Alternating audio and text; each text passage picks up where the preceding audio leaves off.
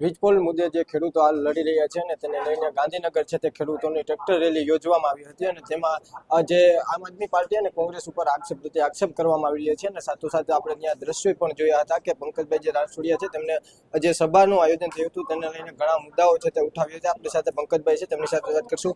આ પંકજભાઈ, શું કહેશો? તમારે જે એક વિડીયો જોયો છે તેમાં તમે ખેડૂતોને રોકી રહ્યા છો કે અહીંયા સભાનું આયોજન કરવામાં આવ્યું હતું. ખરેખર રેલી ગાંધીનગર સુધીની મંજૂરી હતી કે કઈ રીતે? ખાસ કરીને રેલીની મંજૂરી સભા સ્થળ સુધીની હતી. ગાંધીનગર સુધીની રેલીની મંજૂરી કોંગ્રેસે માગેલી જ નહોતી અને સભાની મંજૂરી હતી. આ જે મંજૂરી પત્ર જે છે એની અંદર સ્પષ્ટપણે 14 તારીખે મંજૂરી આપી દીધેલી છે કોંગ્રેસને. બરાબર, સભા કરવા માટેની પણ મંજૂરી આપી દીધેલી છે અને રેલીનો રૂટ પણ આની અંદર લખેલો છે અને એની અંદર મુખ્ય મહેમાન તરીકે કોંગ્રેસ સમિતિના અધ્યક્ષ શ્રી અમિતભાઈ ચાવડાનું નામનો પણ ઉલ્લેખ થયેલો છે. એટલે અમારે ખાલી કોંગ્રેસને સવાલો માત્ર એ હતા, ખેડૂતોના પણ સવાલો માત્ર એ હતા કે જ્યારે કોંગ્રેસને 14 તારીખે સભાની મંજૂરી મળી ચૂકેલી હતી, રેલીનો રૂટ ફિક્સ થઈ ગયેલો હતો, તેમ છતાં પણ કોંગ્રેસના અમુક આગેવાનો દ્વારા ખેડૂતોને ગુમરાહ કરવાનો પ્રયાસ કરવામાં આવ્યો. ખેડૂતોને 15 તારીખે સવારમાં જ્યારે સર્કલ પાસે શાંતિપુરા પાસે એકઠા થયા હતા, ભેગા થયા હતા, ત્યારે પણ કોંગ્રેસના આગેવાનો દ્વારા એવું કહેવામાં આવ્યું કે ભાઈ આપણે ગાંધીનગર તરફ કૂચ કરવાની છે, જેથી કરી ખેડૂતના દીકરા અલગ અલગ પક્ષની વિચારધારાઓ સાથે હતા, તેમ છતાં પણ ખેડૂતના દીકરાના નાતે આ વ્યક્તિઓ આ આગેવાનોને સમર્થન દેવા માટે આવેલા હતા. આની અંદર સત્તા પક્ષ સાથે જોડાયેલા આગેવાનો પણ હતા, કારણ કે એ પણ ખેડૂતનો દીકરો હતો. હું પણ એમની સાથે હતો, કારણ કે હું પણ એક ખેડૂતનો દીકરો હતો. કારણ કે પાલભાઈ જ્યાં સુધી બિનરાજકીય જે વાત કરતા હતા એ ખેડૂતના હિત માટેની હતી, એના માટે થઈને અમે એમની સાથે હતા. અને જે એવા આક્ષેપો કરતા હતા તૈયાર ભાણે જમવા માટે આવ્યા છે, તો હું પાલભાઈને પૂછવા માંગુ છું, પાલભાઈ, જ્યારે ફેબ્રુઆરી મહિનાની 2 તારીખે જે ટંકારાથી મોરબી માટેની જે રેલીનું આયોજન કરેલું હતું એની પણ આગેવાની તમારી હતી. તેથી પણ આ પંકજ રાણસરિયા અને અમારી આખી ટીમ તમારી સાથે ખંભે ખંભો મિલાવીને ટ્રેક્ટરની અંદર સાથે હતા. બરાબર, ત્યારથી લઈને વાઘપર પીલુડીના ખેતરના ખેડૂતોની લડાઈ હોય અથવા જેતપર ગામની લડાઈ હોય, એક એક આંદોલન, એક એક સમસ્યા, એક એક તકલીફની અંદર પંકજ રાણસરિયા એની અંદર સાથે હતો. તમે પ્રોપર વેથી મને ઓળખો છો, પંકજ રાણસરિયા મારું નામ છે, હું કઈ પાર્ટી સાથે જોડાયેલો છું, તેમ છતાં પણ તમે અમને સાથે રાખવા માંગતા હતા. શું કામ? કે આ લડાઈ એક બિનરાજકીય હતી. આગલે દિવસે અચાનક 14 તારીખે સાંજના સમયે તમારા જે નિવેદનોની અંદર તમારા પેટની અંદર એવું શું તેલ રેડાયું કે જેથી કરીને તમે આ બિનરાજકીય જે ખેડૂત આંદોલનની જે લડત હતી એને તમે રાજકીય રૂપ આપી દીધું, એને તમે જે કોંગ્રેસ સાથે જોડાવી દીધું, સભા સ્થળ ઉપર જે કોંગ્રેસના ઝંડાઓને બેનરો લાગી ગયા. જ્યારે અત્યાર સુધીની વાત તમે બિનરાજકીય લેવલથી કરતા હતા, જ્યાં સુધી તમે ખેડૂતોને બિનરાજકીય સાથે જોડવાના પ્રયાસો કરતા હતા, એમના ભાગરૂપે અમે બધા તમારી સાથે જોડાયેલા હતા. જ્યારે સભા સ્થળ ઉપર પહોંચ્યા ત્યાં સુધી એક પણ ખેડૂતને ખબર નહોતી કે અહીંયા માત્ર સભાનું આયોજન છે, અહીંથી આપણે ગાંધીનગર નથી જવાનું. જેના ભાગરૂપે ખેડૂતો આમાં આક્રોશ જોવા મળ્યો. ખેડૂતોએ ત્યાં સ્પષ્ટીકરણથી કીધું કે ભાઈ અમે ગાંધીનગર જવા માટે આવ્યા છે, અમે રેલીમાં બેસીને તાલીઓ પાડવા માટે નથી આવ્યા.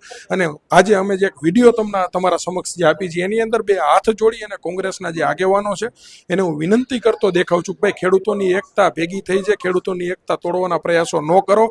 હજુ પણ આપણી પાસે સમય છે. તમે ધારો તો તમે આ કોંગ્રેસના જે બેનર અને સ્ટેજ ઉપરના જે બેનરો છે તમે ઉતરાવી લ્યો.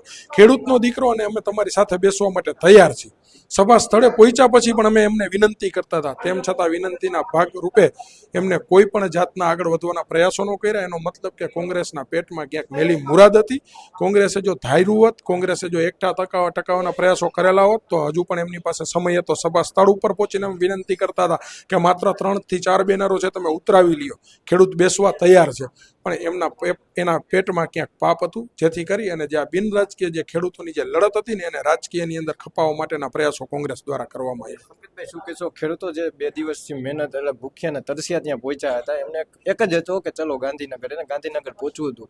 પરંતુ આ આખો રાજકીય વળાંક લઈ લેવો, ઓચિંતાનું જે રસ્તામાંથી જ એક સભા સ્ટેજ બનાવી દેવું ને ત્યાં સભા આયોજન કરવું, ગાંધીનગર ખેડૂતો માટેનું સભાનું આયોજન કરવું, આ તમને શું લાગે? જો સભાઓના આયોજનો કરવા હોય તો જે તે વિસ્તારની અંદર થઈ શકતા હતા, સમજો. પણ વાત માત્ર ખેડૂતો પાસે એવી કરેલી હતી કે આપણે આંદોલનના ભાગરૂપે સરકારને અલ્ટિમેટમ આપવા માટે જવું છે કે જ્યાંથી આપણે યોગ્ય ન્યાય મળે એમના માટે થઈને. એટલે ખેડૂતો એક થયા હતા. ખેડૂતો અલગ અલગ પક્ષની વિચારધારા વાળા હતા, તેમ છતાં પણ એક થવાનું માત્ર ને માત્ર કારણ એ હતું સરકારને અલ્ટિમેટમ દેવા માટે ગાંધીનગર જવાની વાત હતી, સમજો.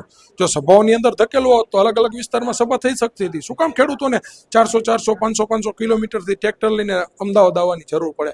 પણ ક્યાંક ને ક્યાંક ખેડૂતોના ખંભે બંદૂક રાખી, ખેડૂતોને અમદાવાદ બોલાવી અને પોતાનો પાર્ટીનો માહોલ ઊભો કરી અને એને રાજકીય એજન્ડાની અંદર ખપાવવાનો જે પ્રયાસો કોંગ્રેસ દ્વારા જે કરવામાં આવ્યા હતા એને ગુજરાતના 54 લાખ ખેડૂતો ક્યારેય પણ માફ નહીં કરે, કારણ કે ખેડૂતોને પણ ખબર હતી, ખેડૂતોને પણ ત્યાં પહોંચ્યા પછી ખબર પડી હતી કે અત્યાર સુધી અમને ગેરમાર્ગે દોર્યા હતા. ખેડૂતના દીકરાને સવારે 15 તારીખે પણ એમ કહેવામાં આવતું હતું કોંગ્રેસના આગેવાનો દ્વારા કે આપણે ગાંધીનગર જવાનું છે, જ્યારે મંજૂરી 14 તારીખની મળી ચૂકેલી હોય, બરાબર છે, કે ભાઈ રેલી આપણે આ જગ્યાએથી અહીંયા પૂર્ણ થશે ને જાહેર સભા છે, તો ખેડૂત સામે મૂક્યું શું કામ નહીં? આવું કોંગ્રેસના કયા નેતાના પેટમાં પાપ હતું? મારા આ સવાલો એમને કરવા છે.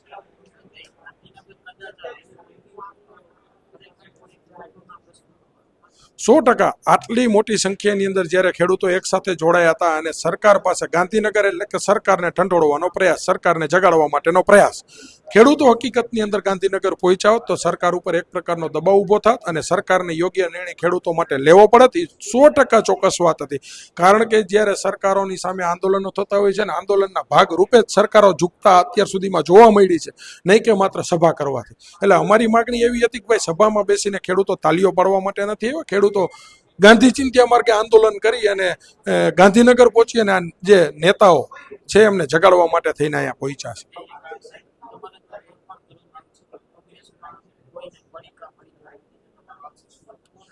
પણ સ્પષ્ટ દેખાય છે ને 14 તારીખે જ્યારે સાંજ સુધીમાં ખેડૂતો અમદાવાદ નજીક પહોંચી જાય છે, જ્યારે માત્ર 2 કલાકથી દૂરી બનાવીને જે ખેડૂતો નજીક પહોંચી જતા હોય છે, ત્યારબાદ જ્યારે અચાનક જે બિનરાજકીય લડત ખેડૂતો માટે લઈને નીકળ્યા એ પાલભાઈ હોય અથવા લાલજીભાઈ હોય, લાલજીભાઈ દ્વારા અચાનકથી જ્યારે સોશિયલ મીડિયાની અંદર કહેવામાં આવે છે કે ભાઈ આની અંદર કોઈ પણ પાર્ટીના આગેવાનોએ આવું નહીં, ખાસ કરીને તો ભાજપ કે આમ આદમી પાર્ટીના અથવા તો એની કોઈ ભગીની સંસ્થાના કોઈ પણ લોકોએ આવું નહીં.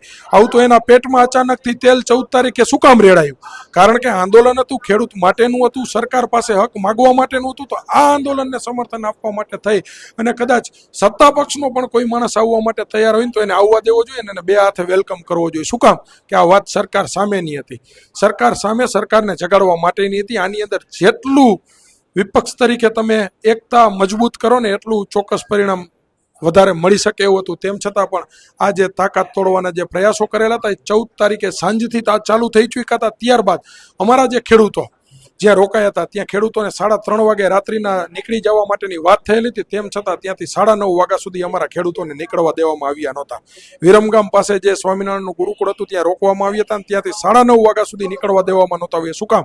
કે એમના પેટમાં ક્યાંક ને ક્યાંક પાપ ચાલતું હતું. રહી વાત બીજી એ કે જે લાલજીભાઈ દ્વારા પોતાના વિડીયોની અંદરથી જે કહેવામાં આવેલું છે, સરકારને અલ્ટિમેટમ દેવામાં આવેલું છે કે 1111 ટ્રેક્ટરો લઈને આવીશું, 300 ટ્રેક્ટર બહુચરાજીથી આવશે, 150 ટ્રેક્ટર અહીંયાથી આવશે, 200 ટ્રેક્ટર અહીંયાથી આવશે, આવા જે આક્ષેપો કરેલા હતા આની ઉપરથી મારા નોલેજ પ્રમાણે મને સ્પષ્ટ લાગી રહ્યું છે કે માત્ર ટ્રેક્ટરોના આંકડાઓ દેખાડી સરકાર અને જે આ કંપનીઓ છે એની ઉપર એક દબાવ ઊભો કરવા માટેના જે પ્રયાસો કરવામાં આવ્યા હતા અને આ દબાવ ઊભો કરી અને આ આખા આંદોલનને એક સભાની અંદર ખપાવી અને એમને એમના ક્યાંક રોટલા શેકવાના પ્રયાસો કરેલા હતા. અને આના ઉપરથી સ્પષ્ટ કહી શકાય છે કે રેલીની અંદર તમે જુઓ માત્ર 200 ટ્રેક્ટરોની હાજરી હતી અને વાતો તો લાલજીભાઈ દ્વારા 1111 ટ્રેક્ટરોની કરવામાં આવેલી હતી. આ ક્યાંક ને ક્યાંક માત્ર આંકડાકીય રમત રમી સરકાર ઉપર અને કંપનીઓ ઉપર દબાવ ઊભો કરી અને એમની પાસેથી પડીકા લઈ અને જે આંદોલન, જે બિનરાજકીય આંદોલન જે ખેડૂતોના હક માટે ગુજરાત ગાંધીનગર તરફ જઈ રહ્યું હતું એને ડાયવર્ટ કરી અને સભામાં ધકેલવાના પ્રયાસો ને એ પણ કોંગ્રેસના બેનર નીચે, બરાબર છે, એના ઉપરથી અમે આ સ્પષ્ટપણે કહી શકીએ છીએ કે ક્યાંક ને ક્યાંક આમના પેટમાં પડીકાઓ પહોંચી ગયેલા હોય. આખરી પ્રશ્ન કે જે સભા આયોજન કરવામાં આવ્યું હતું ત્યાર પછી જે એમાં અમિતભાઈ ચાવડા અને ગેનીબેન છે તે ક્યાંક ને ક્યાંક સભામાં જોવા નહોતા મળ્યા, સ્ટેજ ઉપર જોવા નહોતા મળ્યા, એક રેલીમાં ક્યાંક આવ્યા હોય અને વિડીયો બનાવી જતા રહ્યા એવા દ્રશ્યો સામે આવ્યા હતા, તો તેને લઈને શું? નહીં, સભામાં તો એ લોકોને, તમામ લોકોને આવવાનું જ હતું, બધી ગોઠવણ કમ્પ્લીટ હતી, બધી તૈયારીઓ સાથે હતી, પણ ખેડૂતોનો જે બારે આક્રોશ જે જોયો હતો, મીડિયા મિત્રોએ જે એમને સવાલો કર્યા હતા કે જે આ કોંગ્રેસના જે નેતાઓ છે જેને અત્યાર સુધીમાં ખેડૂત માટેનો ખ બોલેલા નથી, એ લોકો અહીંયા શું કામ? એમની ગંભીરતાની નોંધ લઈ અને એ લોકોએ ત્વરિત ધોરણે એમના જે નેતાઓ હતા એમની સાથે વાતચીતો કરી અને સ્વૈચ્છિક રીતના એ નેતાઓ લગભગ સભા સ્થળ છોડી અને ચાલ્યા ગયો, અમને અમારું માનવું છે. એટલે આખું આંદોલન રાજકીય બનાવી દેવામાં આવ્યું એવું લાગે છે?